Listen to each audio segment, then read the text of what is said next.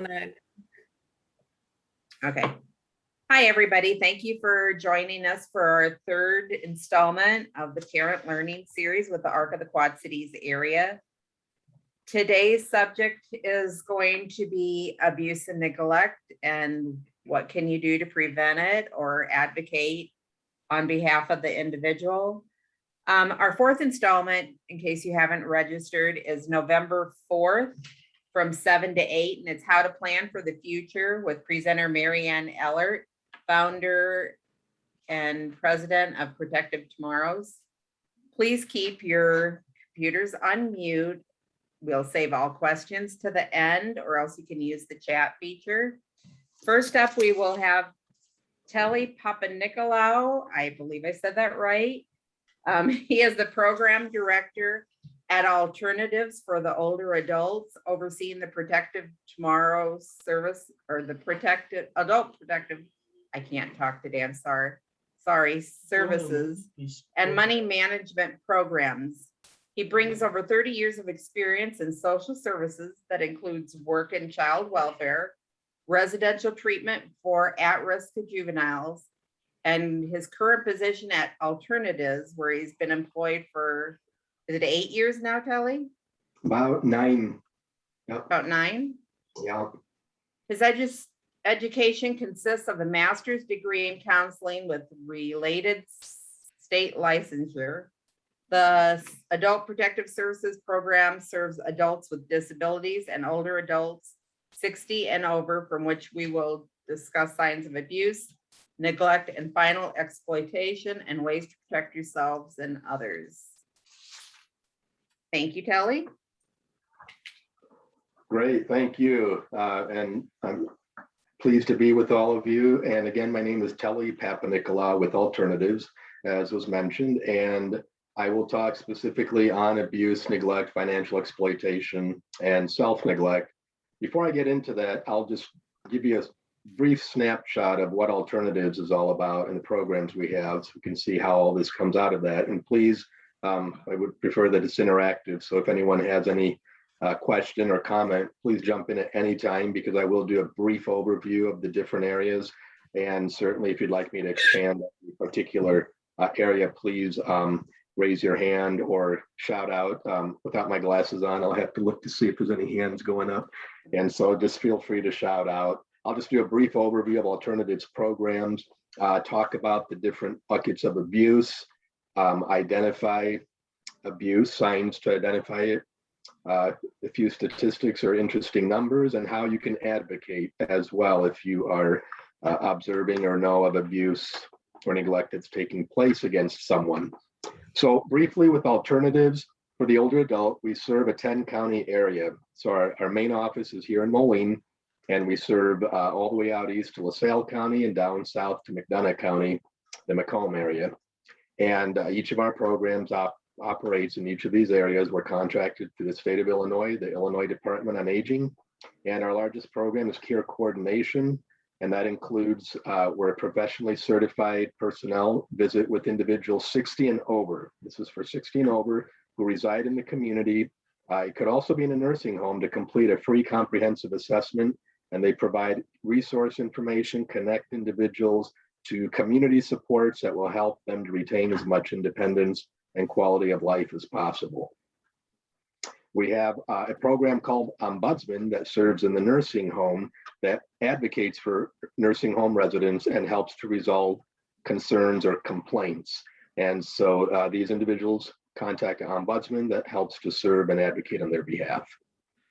Adult Protective Services, that's the program from which I'll be focusing mostly on this evening regarding abuse, neglect, and exploitation. And that's where we investigate reports and allegations of abuse and neglect. And I will come back to that one in just a moment. We also have a money management program. So for the individuals that we serve, which are our main individuals that we work with are either 60 and over or 18 to 59 with a physical or mental disability.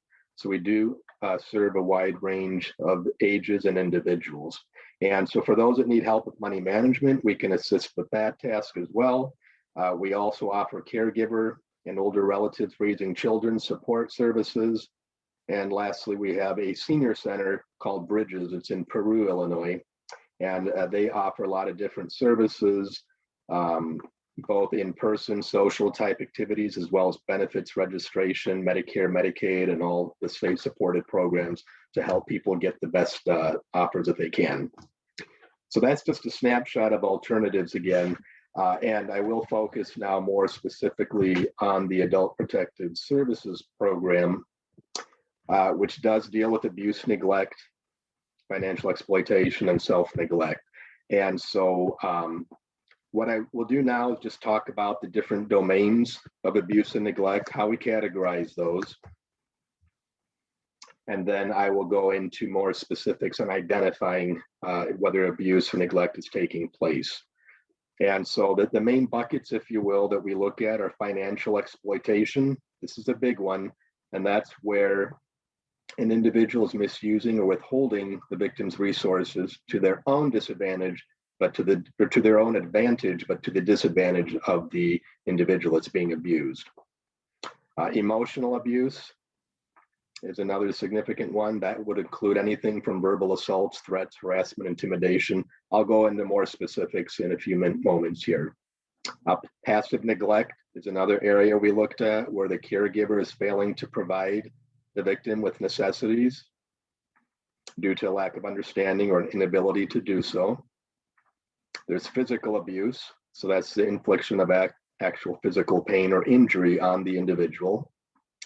There's willful deprivation. This is another category where someone is intentionally withholding food, water, shelter, medical care, assistive devices, and things of that nature of another person. Confinement is another area, and that involves restraining or isolating the victim for reasons other than medical. There is sexual abuse, any sexual activity that the victim is unable to understand or unwilling to consent to or forced to engage in. And last but not least is the area of self-neglect, which was just added a few years ago. And this here, and I will give the state definition, it's an adult's inability due to physical or mental impairments or both, or a diminished capacity to perform essential self-care tasks that substantially threaten his or her own health. So what are the indicators of abuse? I think that's the primary focal point of this. How do you know, how do you tell, and what do you do when you identify signs of abuse? And so I'm just going to go through some of the different categories and highlight, if you will, some of the things to pay attention as you're interacting with your loved ones, your friends, neighbors, family members, et cetera. That's important to keep watch on. As far as the different types of indicators, again, please feel free if you have any questions or additions, comments that you'd like to add to this, please chime in at any time.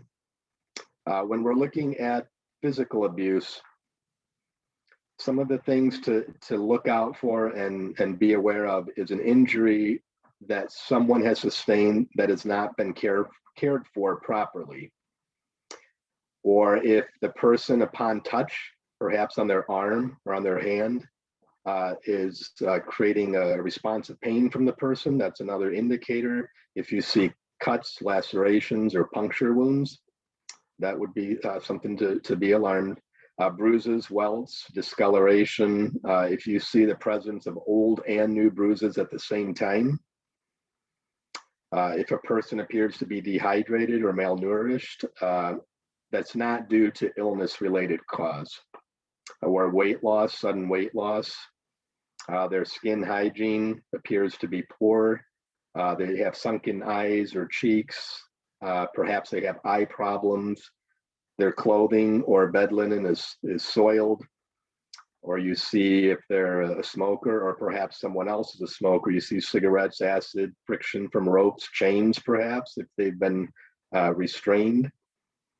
Or other signs of confinement. They may be locked in a room, tied to furniture, an actual bathroom fixture. We have situations where people are actually literally tied to some kind of a fixture to where they cannot move or go freely about.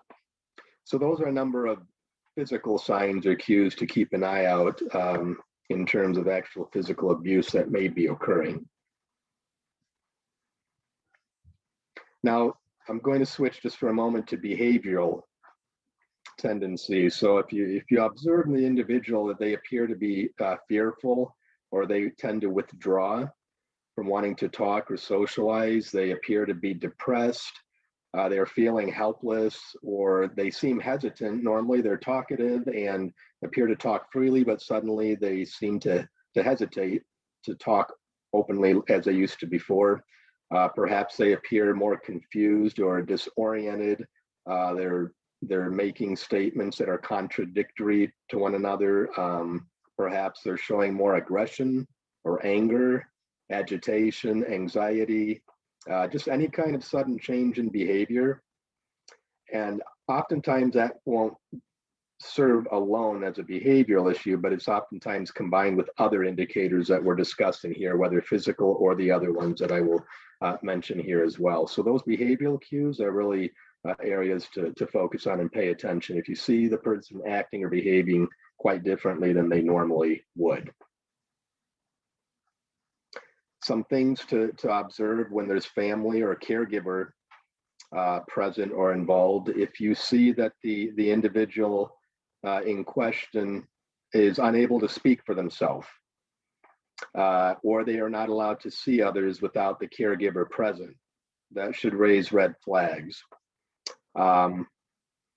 If there's an indifference shown towards a person, or the caregiver family member is relating in an angry manner, or they're not providing assistance when what would appear to be obvious needs. It could be that the family member is blaming the adult, for example, for incontinence or something of that nature. Any kind of aggressive behaviors that you see towards the adult. It could be insults, harassment, rough handling of the individual, threats, things of that nature. Something to keep in mind, if the family caregiver has a previous history of abuse towards others, that's something to keep in mind. If you see a lack of affection being shown, or other problems with substances, alcohol, drugs, any mental illness, it could be the family or the adult is socially isolated. So social isolation is a big thing. If there's an incident that the individual will say victim for purposes of knowing who we're talking about, or alleged victim, there could be conflicting accounts of incidents. So the individual that we're serving and working with may have one account of something that happened. The family member, caregiver, someone else may have a totally different contradictory statement or account of what happened. And there could be an unwillingness or reluctance from the family member to comply with the care plan for the individual that they're charged with helping. Another area that I mentioned was a major bucket is financial exploitation. So I'm going to go over some indicators of when a person might be taken advantage of financially. So if you have a caregiver or a family member, could be one and the same, could be different people with access to the adult's money, and they appear to be using those funds for their own personal gain rather than for the individual, that then results in many unpaid bills or overdue rent. This is something that we tend to see quite often. And unfortunately, it then puts our victim in a very vulnerable position, to where then even if they had enough money to make ends meet, suddenly they're not able to because someone has taken advantage of them. It could be another indicator is when you see this adult individual does not have adequate food, clothing, or personal care items. Again, when there appears to be enough money, they have enough budgeted to make ends meet and provide everything that they need. However, suddenly now they're unable to do that. You notice they're wearing older clothing, or clothing perhaps that is worn out, has holes, and you may want to inquire as to why they haven't purchased newer clothing. So those would all be signs to look for. If the adult in question is grossly overcharged for rent, for example, some folks are taken advantage of. The landlord may provide a rent that is out of reach and is out of the norm, if you will. or services, cutting grass, shoveling snow, they could be charging exorbitant fees. So it's always good to be in tune with what they're paying and who they're working with regard to those services. If the adult complains of deception or theft of property or funds, it could be that they're complaining to you that they have missing money or cash that was left out, or jewelry or food. It could be any type of item. But if they're complaining that someone's taking things, that could be an issue. And as well, if the adult suddenly changes something within their financial world, any kind of financial documents, perhaps their will if they have one, or if you notice when they go to the bank, suddenly, for example, they may normally withdraw $50 a week, suddenly they're withdrawing $200 a week. If there's any obvious sign that there's been a change there, those would all be potential indicators that something is not going right with the individual and they may be taken advantage of.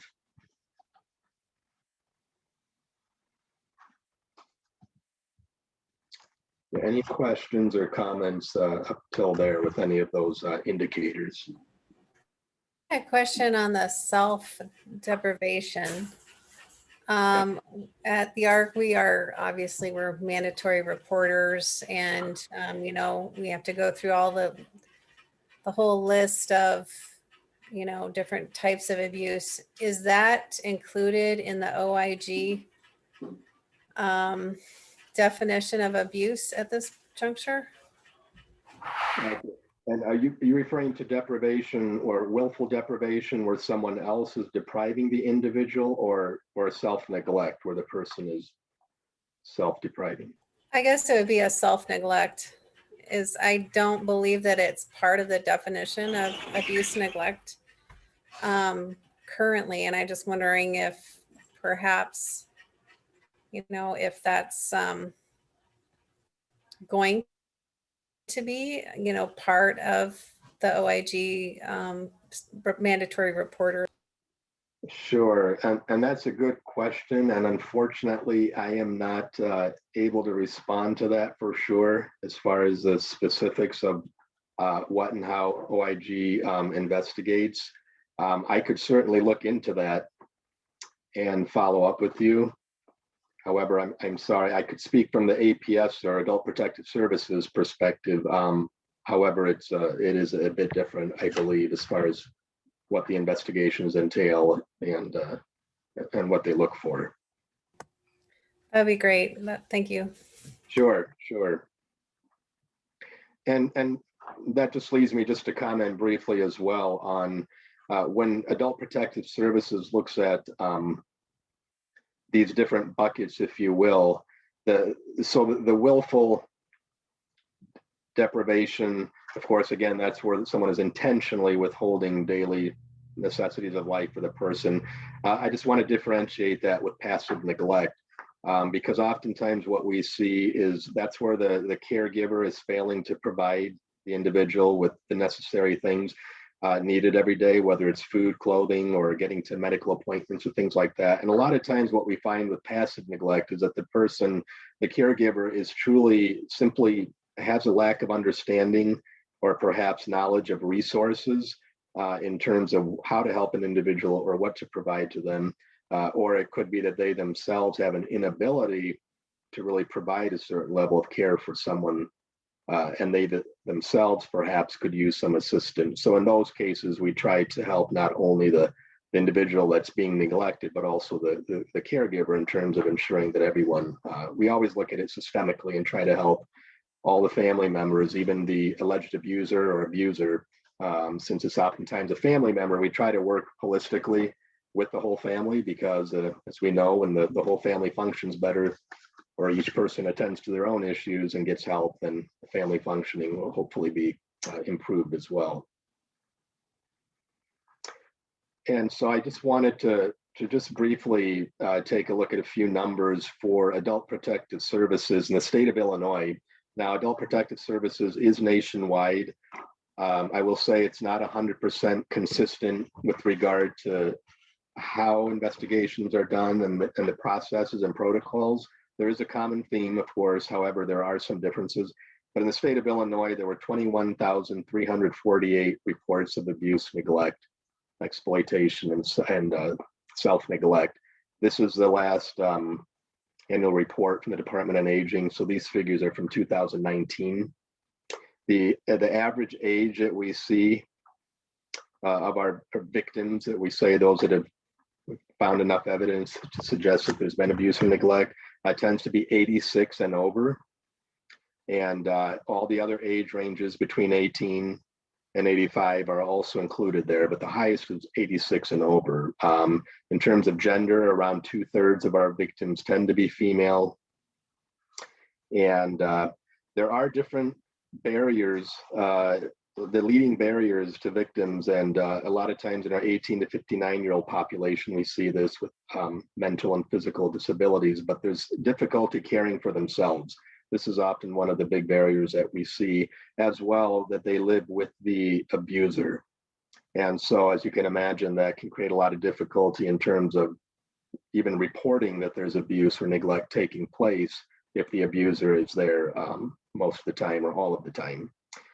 There's difficulty in living independently. That's another high barrier. A lot of times, the individual is functionally impaired. And then they're also very dependent on the alleged abuser or the abuser. A number of individuals have cognitive impairments. Others have emotional issues. Some are non-ambulatory.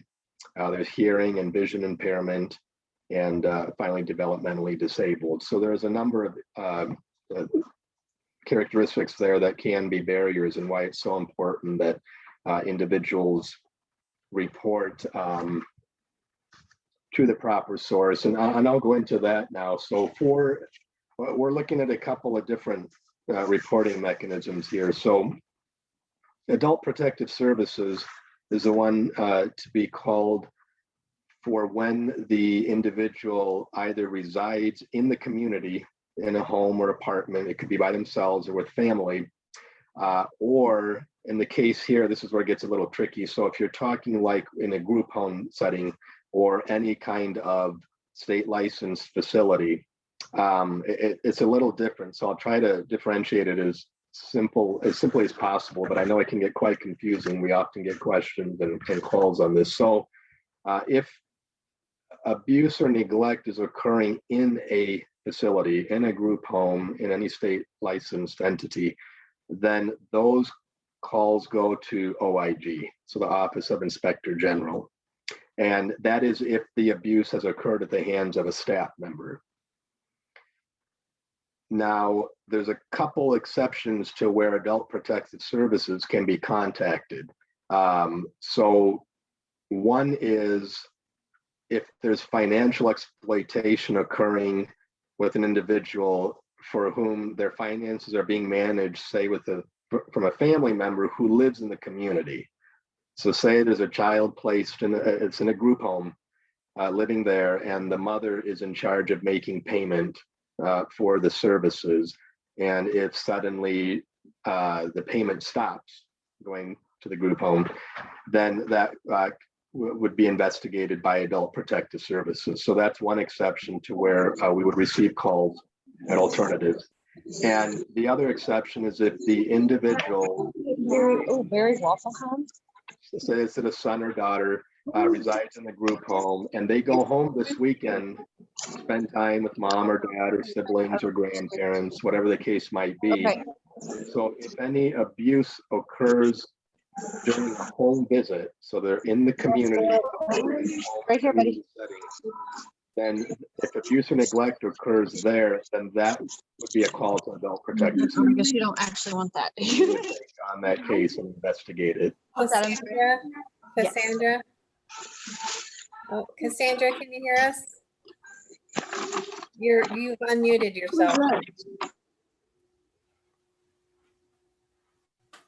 All right, sorry about that, Telly. No Cassandra, problem. you unmuted yourself. All right, there you go. Okay, so I don't know if that was confusing or clear. I hope that made sense. But Adult Protective Services in the past was not involved until recently, and more recently it was added for the financial exploitation piece, because we often find or at times we find that in different types of licensed facilities, suddenly payments stop, and that becomes a big issue. And then it became a question of, well, who's going to handle and investigate and try to resolve this issue? So that's why financial exploitation from someone outside of that setting is investigated. And then the abuse piece was added as well, that happens in the community. Since it's outside of that licensed facility and occurring in the community, then Adult Protective Services will conduct that investigation and look into that. Telly, can you tell me how COVID seems to have affected reports? Are there more? Are there less? Sure, that's a great question. So during the thick of COVID, those first months, half year to year, when things were getting pretty serious, especially the first few months, 3-4 months, the intakes, the referrals dropped significantly. And I would attribute that to really a lot of the individuals that we work with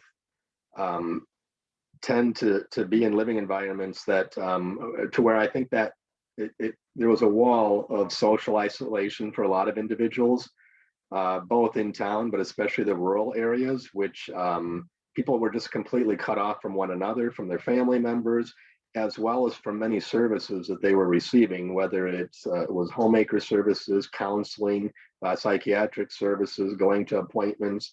And so I think a lot of that, it just became a huge gap where people became separated. And the sad part is, I think certainly, I know with adults, and certainly this was the case with children as well, it's not like the abuse stopped or the neglect stopped necessarily. It was occurring. Sadly, a lot of times people, I suspect, just didn't have the means to reach out to someone. So again, if there was an abuser living in the home, being isolated on lockdown, it was essentially impossible for them to make a phone call, if they even had access to a phone or any form of technology, to reach out. And so we did see quite a dip. And over the months, I would say more recently, it has evened out. And I think it's about at the level that it was pre-pandemic. We sometimes saw some spikes. I think it did start coming up rapidly again as the society started opening up more, right? So we started getting out more, people were interacting more, and family members were starting to see one another. And I think we will see more of that in the coming months, because as family, especially with Thanksgiving and Christmas coming up, if in fact more people get together, it could be that one time a year that someone is being visited by a family member and it's observed that something's wrong here, that there appears to be some sort of abuse or neglect or exploitation taking place. So I would expect that will continue to be on the rise.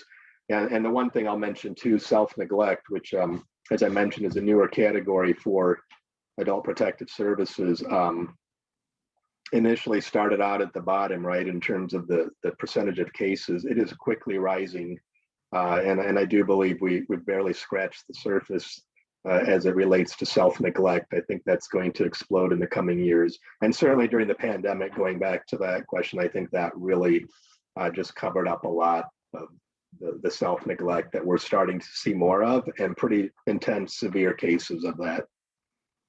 And self-neglect includes so many things. It could include medical self-neglect, not caring for themselves, hoarding behaviors, not seeking treatment, staying on medications, getting dialysis, all sorts of things like that. Nutrition, not eating properly, exercising, things of that nature. Well, thank you, Telly. I want to make sure we have plenty of time to get through Lydia's presentation. I want to say thanks once again for great resource on abuse and neglect. And with that, we'll head over to Lydia. All right, I'm going to attempt to share a PowerPoint here. Let's see if this works. All right, can everyone see PowerPoint? All right, thank you, Telly, for being my nodder. Let me go ahead and make it a slideshow. Here we go. Okay, so thank you for having me this evening. Again, my name is Lydia. I am a staff attorney and I manage the Representative Payee Oversight Program at Equip for Equality. So I'm going to give a little bit of a background on the types of services we provide and how we overlap a lot with this area of abuse and neglect in the types of responses we have. So a little bit of background on myself first. I started at Equip for Equality full-time doing a legal fellowship focused on the intersection of trafficking of people with disabilities. And during that fellowship, I spent a lot of time doing trainings across the state on the intersection of disability and trafficking and helping educate folks on that unique intersection. And I also provided legal services to survivors of human trafficking, some of which were being trafficked by their legal guardians or loved ones, removing guardianships in that situation or changing guardianships rather.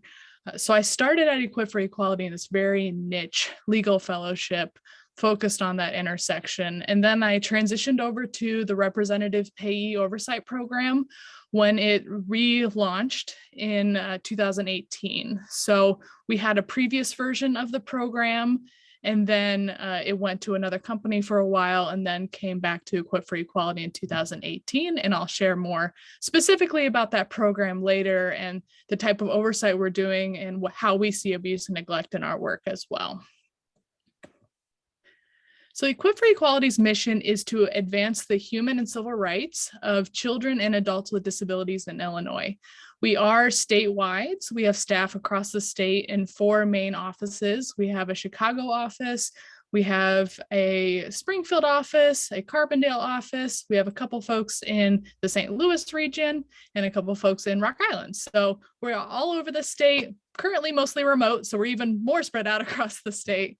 But we do cover providing legal services and other types of services across the state of Illinois.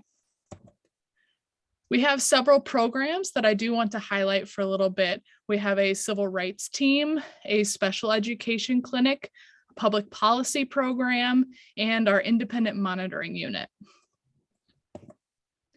Our civil rights team, it's our biggest program in the types of the variety of things that the team does. We focus on removing barriers that prevent people with disabilities from fully participating in community life and pursuing those goals by things like challenging discrimination prohibited by the Americans with Disabilities Act and other civil rights laws. We help promote community integration and protect the fundamental right to self-determination. And that can include guardianship defense, restoration of rights, and the right to marry and raise children. Those are just some examples of what our civil rights team does. Our special education clinic supports the efforts of parents to help make sure that students have an educational program that enables them to learn and succeed in school. And a big component of the clinic is a free hotline for parents to call and get brief advice and some direction on how to advocate for their child within the school. Our public policy program is in Springfield, and it promotes the right and quality of life of people with disabilities through legislative and public policy reforms. And it's mostly one person in our Springfield office who really takes charge and makes a lot of movement in the legislative front. Our independent monitoring unit is 2 parts. There's one part that focuses on primarily monitoring the movement of individuals largely out of large institutions in Illinois into the community and making sure those transitions are safe. And then we have the second side of our program, which is the Representative Payee program. So a little bit more about the first side of our independent monitoring unit. As a federally mandated protection and advocacy system, we act as the independent watchdog over the disability service system. So we conduct monitoring visits to all types of facilities, institutions, all types of settings in the community as well, and making sure that folks are safe and that their needs are met, that they're receiving quality care. Those types of things are what we're looking for. And the federal law allows us to do this with no notice and without, sometimes we just show up. So that's kind of a unique part of this program. So under federal and state law, we're able to enter facilities, talk with people receiving services and the staff providing the services, review records and individual case files. So we're able to access the records, which is a unique role as well. We are able to examine abuse and investigation reports conducted by other state agencies and the facility itself. So if they have an internal investigation, we're able to observe programs and residences, just kind of be a fly on the wall and see what the day looks like there and just understand the ins and outs of the services being provided, and also perform select review of suspicious deaths that have occurred in various settings across the state. We often share our findings with other investigative and licensing agencies, whether it's Adult Protective Services or OIG or the Illinois Department of Public Health, and make sure that if further action may be necessary, that those referrals are made. As I mentioned before, the other part of our independent monitoring unit is my program, the Representative Payee Oversight Program. And I do want to spend a little bit more time talking about this program tonight, just because it does have kind of a unique way that we access people with disabilities throughout the state of Illinois through this program. And we also are able to respond to instances of abuse and neglect through this program. So a little bit about the Representative Payee Oversight Program. Just first wanted to make sure that I defined what a representative payee is, because not everyone knows. But a representative payee is a person or an organization who primarily manages the funds from Social Security, whether it's SSA funds, SSDI, SSI benefits, for somebody who can't manage the money themselves. So Social Security appoints a representative payee to help manage that money. A payee's duties are primarily to make sure that they use the benefits to pay for current and future needs of the beneficiary and properly save any benefits that aren't needed at this time. So how do we protect Social Security beneficiaries? And this impacts a lot of beneficiaries and people with disabilities across the state of Illinois. We are officially contracted with Social Security to conduct performance reviews of representative payees to determine if beneficiary money is properly safe and beneficiary funds are met. And these beneficiaries live in all types of settings across Illinois. We go to large nursing homes, we go to small SILA homes or group homes. We talk with individual payees, mom or dad. Really, any type of setting or individual can potentially be a representative payee, and we provide oversight over how they are managing the money. And this program was put into place, as I mentioned before, in 2018 under a new federal law called the Strengthening Protections for Social Security Beneficiaries Act, which directs EQIP for Equality and the other protection and advocacy systems around the country to do these performance reviews on behalf of Social Security. So some numbers that I just wanted to highlight our reach through this program in such a short period of time. Since 2018, when we started, we have reviewed more than 400 payees across the state of Illinois. And these payees have served anywhere from 1 beneficiary to 3,000 beneficiaries.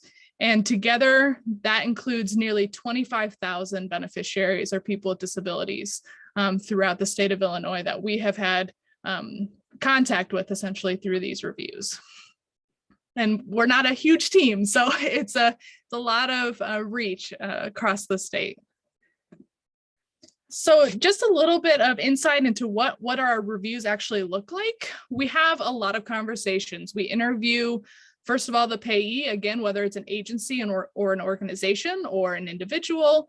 We interview them. We interview a select number of beneficiaries that Social Security has selected. We talk with guardians, we talk with third parties, family members. We really care about knowing not just how the money is spent, but how is the payee meeting the needs of the beneficiary.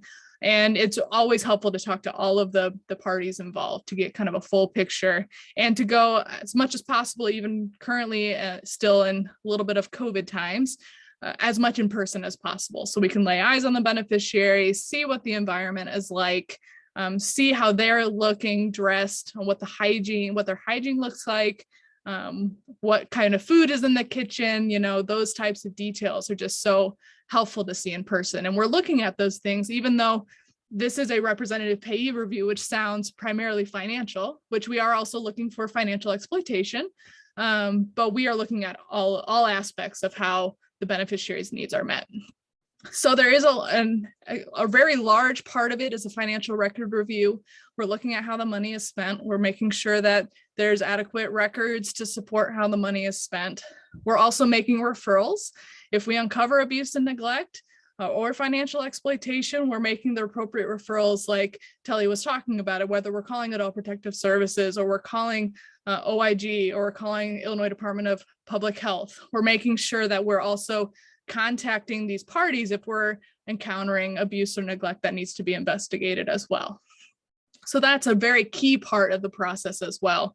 And the representative payee reviews really give us unique access to beneficiaries that otherwise may not report complaints of abuse or neglect, may not otherwise have other people coming in to check in and see how they're doing.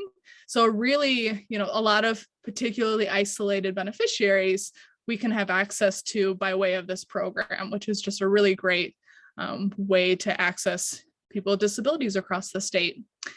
Through the representative payee reviews, it's very common that we do corrective action plans on behalf of Social Security to help improve how the payee is doing, fulfilling their duties and making sure that it's even more fine-tuned. We really like to think of it as a collaborative process, where as much as we can to work with the payee and make processes even better and make sure that beneficiaries' money is safe and that their needs are being met. And then we ultimately have a final report that is sent off to Social Security. One other thing that I really wanted to highlight, while the majority of our reviews are prepped and released to us from Social Security without a lot of, based on their list of the types of reviews we need to do, we are also able to ask Social Security to review specific representative payees. So we are able to put in what we call P&A initiated reviews. And if we get a call from somebody at Adult Protective Services, or I've gotten calls from the VA or ISC, Independent Service Coordinators, about a problematic individual or organizational representative payee, we can in turn ask Social Security that we review that representative payee in full and make sure that we can do as much as we can as well from our program. So that's a very valuable part of this program as well. And we've gotten a lot of calls from APS and the VA about concerns with payees, and those have been very fruitful reviews that we've been able to work with Social Security and various entities to make sure that these beneficiaries are safe. So I always like to highlight that because you all might encounter a situation where you're wondering, hey, this might seem a little bit funny. I'm not sure if they're spending the money properly or if they should still be managing Social Security money. Please don't hesitate and call me or email me because we want to know. We want to be able to advocate in any way that we can. So I'm always open to chatting either by phone or email. So I included my contact information here. So some of the outcomes of these reviews, again, we really do focus on education and trying to collaborate with payees and help payees understand their roles and responsibilities. We help ensure beneficiaries' needs are met.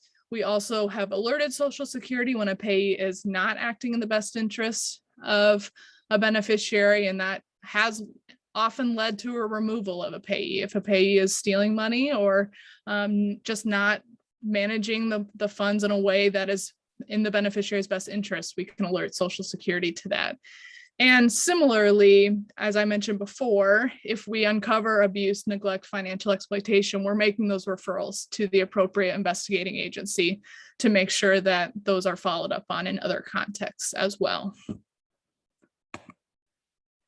So that is all I have. I just wanted to make sure that folks had my contact information again. If anything comes up, I'm always happy to chat further. I do have an Equip for Equality email, but then everything we do within the representative payee program is on our Social Security email. So I included that there as well. So thank you for having me and for listening to what EFE does, Equip for Equality, and happy to answer any questions about this or anything else. So thank you. Lydia, you said that people could call you if they suspected something was going on. Is that all kept confidential then? Yep, absolutely. Good. And I should highlight too, sometimes people are nervous about reporting concerns about a representative payee, thinking that it would get back to the payee that they're the one who reported. We always approach the reviews, no matter how they came to us, whether it's routine from Social Security or one of these unique reviews, as a routine review. So we're contacting the payee and saying, hey, Social Security has asked us to do this review. And this is the process. Here's what we need to go through. And they'll never hear that we received a complaint. And so we're following up on that complaint. So I always want to make sure that folks know that too, because we don't want that to be a barrier for our reports. We approach every review in terms of contacting the payee exactly the same. And as far as being a does you yourself or Telly, do you do any outreach directly to individuals, especially those who might be living out in the community, with, these resources? Because we do have quite a few self-advocates that, they should know this information as well. They're their own best. They have their own self-interest in mind. So, Absolutely. Yeah, I'm always open to give out more outreach, do more presentations. I just need to find folks. So happy to share more information. Yes, the same for Alternatives, Adult Protective Services. I and my colleagues were more than happy and available to meet. Absolutely. Feel free to contact me at any time if you have some thought or any individuals, groups that would like to hear more about this. we do have an action club that's run by a local Kiwanis chapter that we'll pass that on to. We also, Lydia, we meet with our legislators on an ongoing basis, usually in the fall, actually, and tell them about our, what's coming up in the legislature and why we would support that or not support that. So Cool. If there is anything coming up that you need some advocacy on, please reach out to us. Sounds good. Thank you. Does anybody else have any questions for our presenters? All right, with that, I would like to thank everyone for attending once again. And thanks again to Lydia and Telly. We really appreciate your presentations this evening. Welcome and thank you. Nice to be with you. Thank you.